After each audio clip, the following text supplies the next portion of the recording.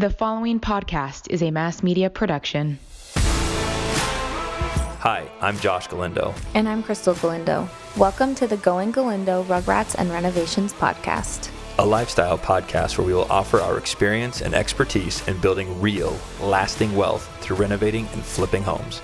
And the chaos that comes with balancing a family of 6, leaving nothing unsaid. Follow our wild ride we call life and apply our lessons to your own journey.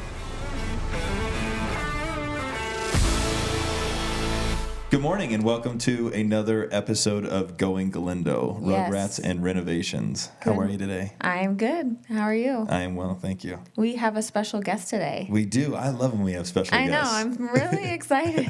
It's awesome. It's kind of fun to mix it up and get a little extra perspective from the outside. I learn. That's the exciting part. Right? We get to learn. I know.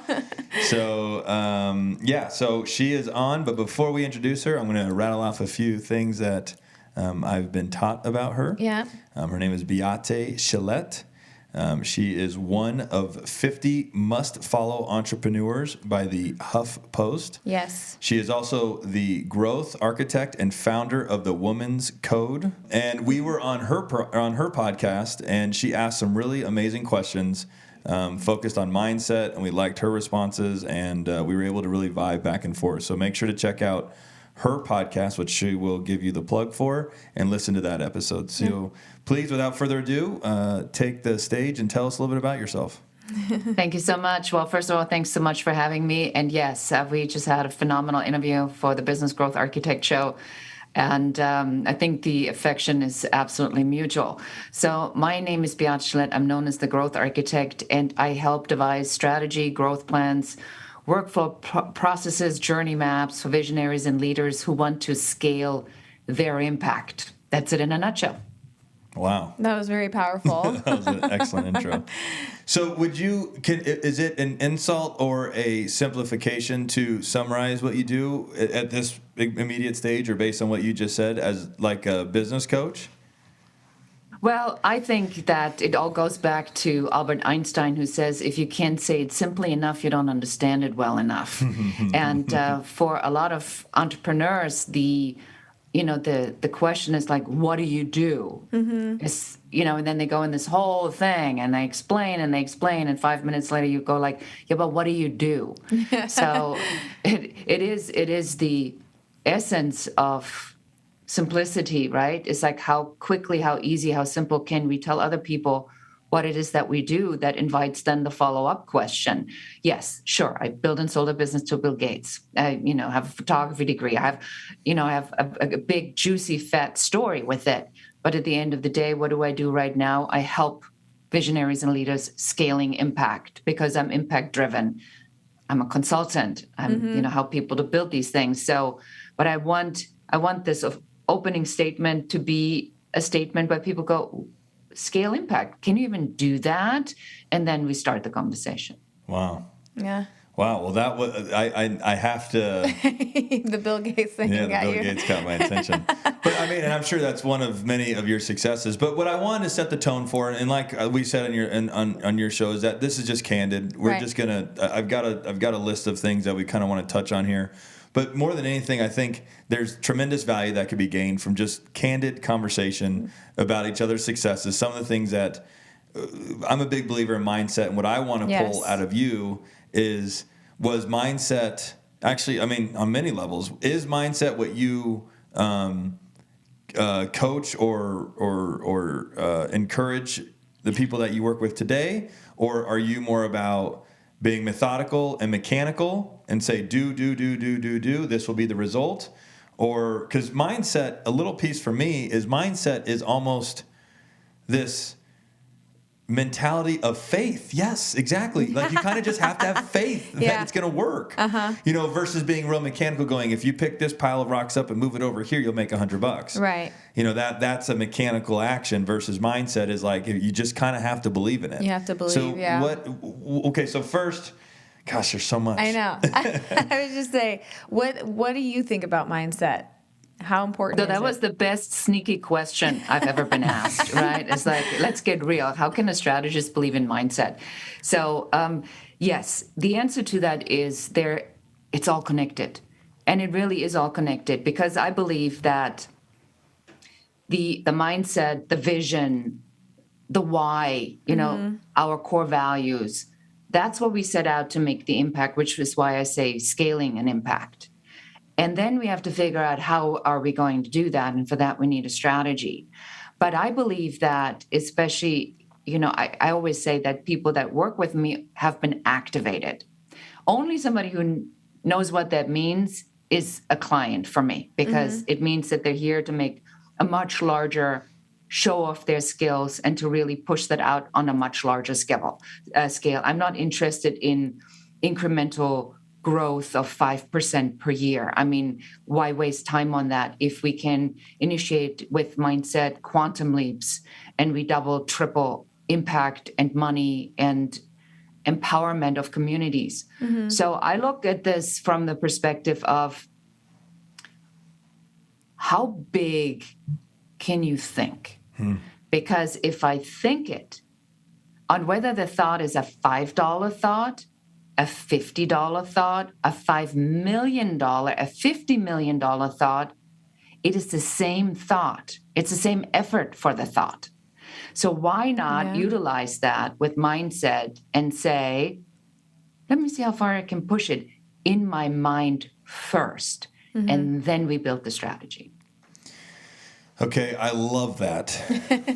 I love that. Yeah. I have to ask, because I'm often challenging myself, am I not thinking big enough? And why? And then, of course, everything's perspective. When we have speaking events, people come and they think like, oh my gosh, Josh, you're doing all this great stuff. And I'm looking at them going, you're thinking too small. Yeah. Well, the reality is I often hold myself accountable for the same things that I say out loud. So then I'm, of course, self-reflect and go, am I thinking too small? How can I think bigger?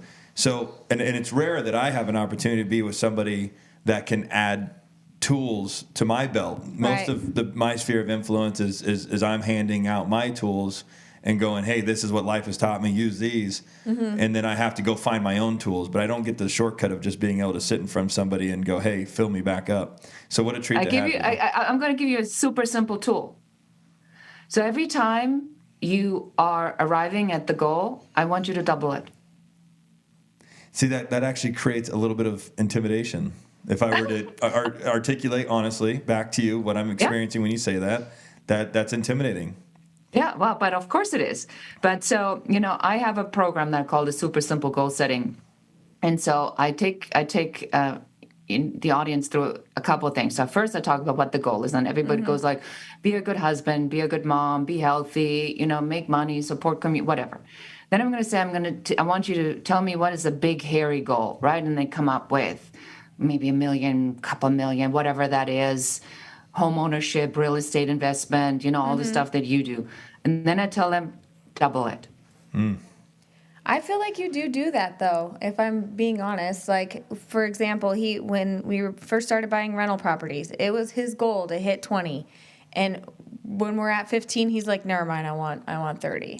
Like, he just changes it before he even reaches the goal. What is your 2 cents on that? So okay, that was actually where I was leading with this. I'm glad you brought me back in line. Okay, I set for 20, and then when I get to 15, I have all this new confidence because I was able to figure it out. And then I go, okay, I'm going for 25. Then I get to 20, and then I'm like, okay, I'm a little more confident. Then I set it for 30. So what you're saying is, do you have, is there any disservice in setting the goal so big that in the event you fail, it doesn't, you feel like a failure versus a level of accomplishment? Or we're just so grit and tough at this point in our lives that there is no failure. We just make it happen. I think there's 2 pieces. Number one, you have to be able to envision the goal being that big, and that you go as you grow and expand the vision is really good. I mean, it's like when, you have 4 children, as they go and embark on their activities, they are going to you discover a talent. And then their talent might not develop further, but another talent might come up. So it's the same idea. It's the soft approach to where is this kind of going and where is the opportunity. So I think that the expansion of the thought or the expansion of the goal is absolutely important for you to even achieve these much bigger goals as you gain confidence, because that's what it's about. Right. As you gain confidence, you go, I'm thinking too small. I need to be thinking bigger. So that's a great natural progression. The piece of the big, hairy goal is I use it strategically because I want people to get so far out of their comfort zone that they have this holy cow moment where they're starting to break out in a sweat and say, is that even possible? So I'll give you an example. So I was, somebody was in one of these sessions who's in education. And so first it was like, well, we help, kids to get additional education so they can succeed in school. Well, how do you double that? Well, I guess we have to go and get involved with the educational system to help the educational system improve so that current life skills are being taught in school. Well, and now double it. I guess I have to be in Washington and lobby with the politicians to actually take the educational system seriously and do a much needed overhaul, because we're still educating kids the same way we've done, 100 years ago. So you see the natural progression of the goal of a business owner, but it's all doable, but it had to first occur in can I even think it. Yeah. how far I can go? Right. Yeah. Wow. Ay. That's I know. crazy. You know what I'm actually feeling like I'm experiencing is I'm feeling like I'm experiencing what people feel like when I'm talking to them about their goals. You had an aha moment? Yeah, no, it's an intimidating thought when they sit back and go, I don't know if I could do that. And I'm like, of course you could do that. Just go do it. But like, because I'm thinking, for us to, wow. Okay. Thank you for sharing that. I agree. I would like to know what you think the blueprint is for your success. Like, what do you attribute to your successes? I think there's a couple of things. So number one, people think courage is one thing. Courage is really the audacity to not give up. And to me, that's been a motto. I always said, if I drown, I will not drown in a puddle. If I drown, I'll drown in the open ocean. At least it's worth it. So there comes a point, and I went through a decade of bad luck, fires, floods, earthquakes, tsunamis, September 11th, riots, and it was all in a period of 10 years. And you go, how much more can God pile up on one person? And in my desperation, I wrote a letter to the President of the United States. And I said, hey, hello, over here, stuff is not going really well. I get a letter from the White House. And then that letter got me to the Small Business Administration that helped me to obtain a loan that restructured $135,000 in debt, freeing up my line of credit, bringing me to break even 3 months later. 18 months later, I'm the world leader in my category, right? So, Mike, you said that too casually. so what makes me is I can't stand giving up. Never give up. I can't stand giving up. No. And so if I put my mind to something, I will push until I figure out a way to do it. And the second piece of that is failure.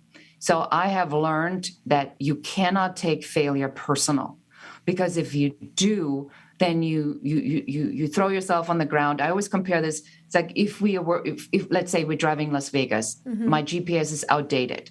And now in Las Vegas, we're suddenly at a road that ends nowhere because somebody did a huge condominium project that went up.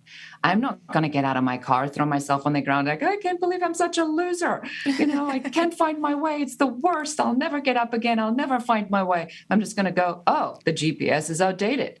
And I'm going to take a different route to get there. And so the attitude toward failure is, I think, a critical part in succeeding. And the third piece of that is that at the end of it, I thought, man, there's got to be a plan for this, because it's just not normal that a person will have to endure so much as a single mom, as an immigrant from Germany, with no family, with a horrible divorce, no money, no idea what I was doing. I had to figure it out on the fly.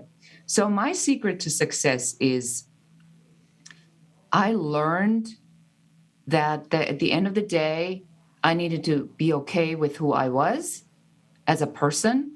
I needed to show up for myself every single day, and I couldn't give myself the luxury to think about how I felt about it because I had to get stuff done. I like that. You didn't even give yourself the luxury to entertain those feelings. Those feelings, huh? Okay, where do we start I with? just think that the failures are almost as important, if not more valuable, than your Yep. successes. Oh, I'm a big believer in that. But I liked what you said there is don't take it personal. Yeah. Because I don't, while I understand that failure is of value, it's certainly not something that, I haven't failed terribly in a very long time. And maybe I have, and I'm just resilient to it. But my guess is I haven't failed very big. But so my fear of it is quite large. Yeah. And I think that may be something that could be holding me back. Well, I think on the surface I'm growing exponentially. I may be able to grow bigger if I just tweaked a few things. Quit being so afraid of failing, and think bigger. If you're looking for some family fun, I know I always am. Check out Circus Hotel and Casino. At Circus, there's something for everyone. Have a blast inside the Adventure Dome, a 5-acre indoor theme park with 30 rides, including their newest rides, Twist and Teacups, Circus Swings, and Little Sprinter Raceway. Or act like a kid again at the Midway, playing arcade games or enjoying their free daily circus acts. Looking for a special date night? Look no further than their award-winning restaurant called The Steakhouse, voted best steakhouse in Las Vegas. Circus offers affordable room rates starting at $29 per night. Book your stay today at circuscircus.com. So tell me a little bit. Okay, you were a single mom?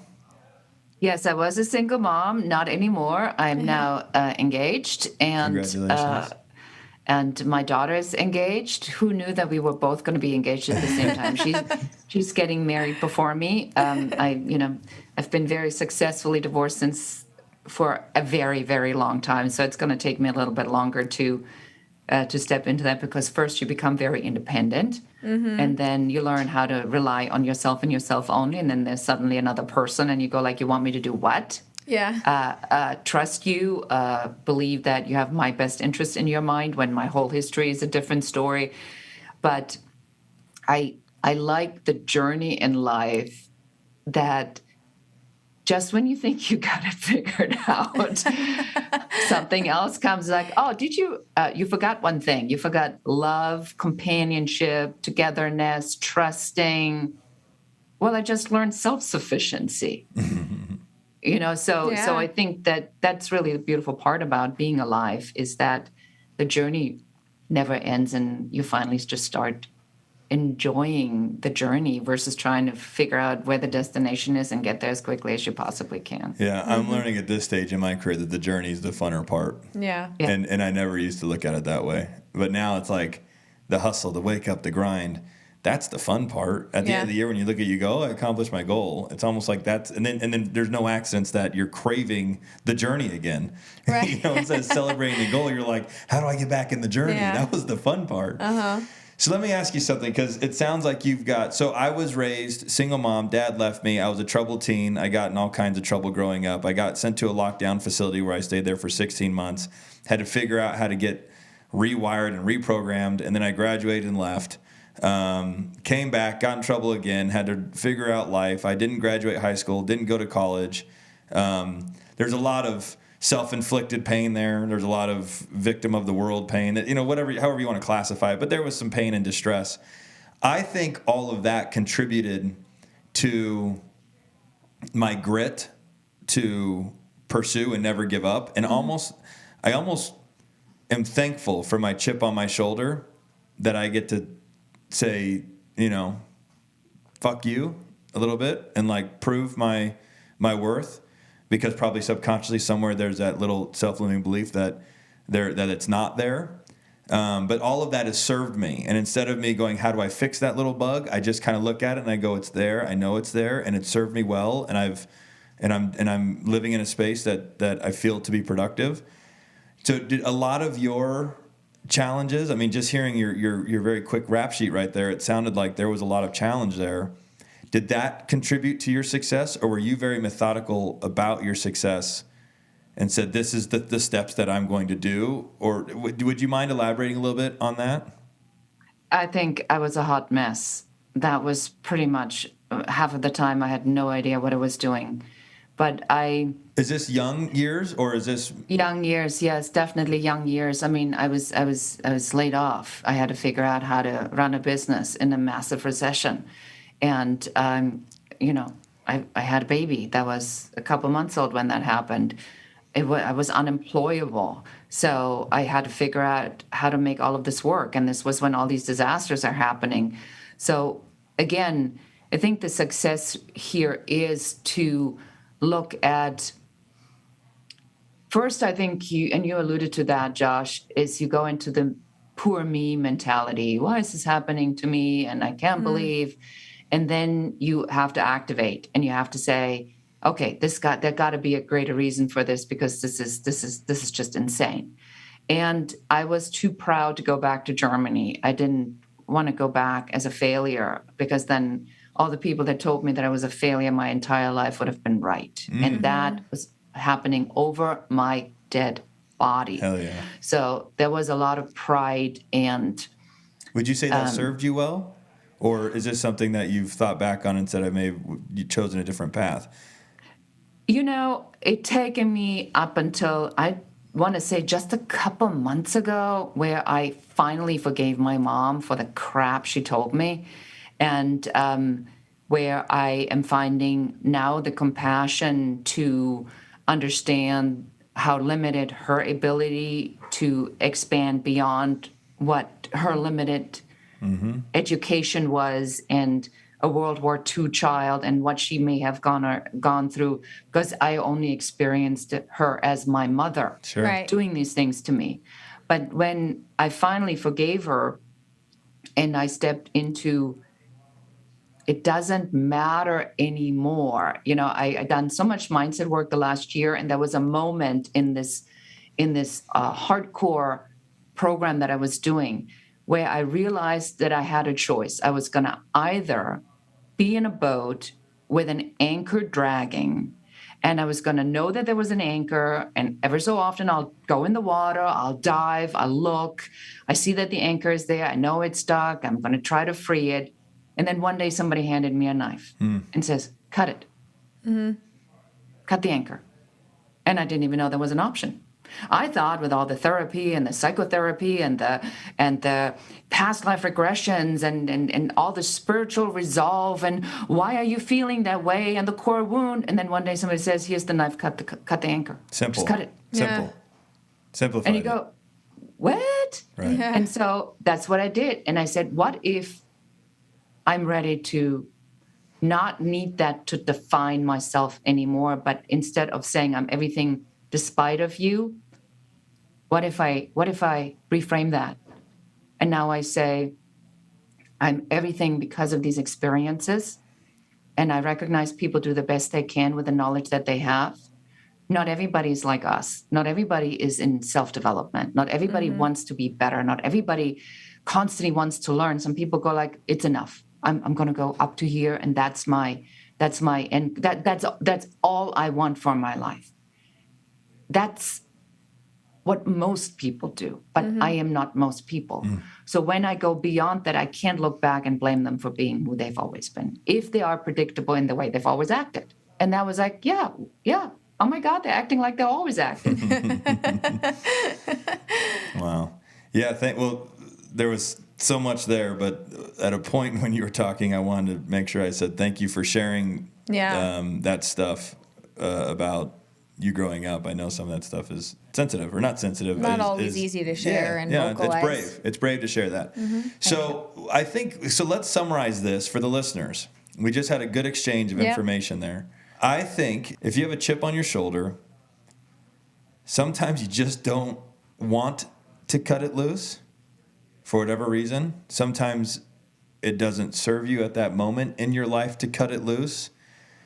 But if you could just be conscious of it, and if it's serving you decently, then keep navigating with it. Because as I have elevated and progressed in my career and felt more free and fun and easy and not so whatever, mentally torn in one direction or the other, I woke up one day and I can reference a few different things, and I think you know which ones they are. Yeah. And I cut the cord. I was like, but then I looked and I watched, because I'm so visual, I watched that anchor sink, and as it was sinking, there was a level of gratitude for the anchor. I was like, I am so thankful for you. It's time to let you go, but without everything that you had taught me, I don't know if I would be in the mindset that I'm in. Yeah. And 100%. And so, for the listeners, I think everybody undoubtedly has an anchor. Yeah.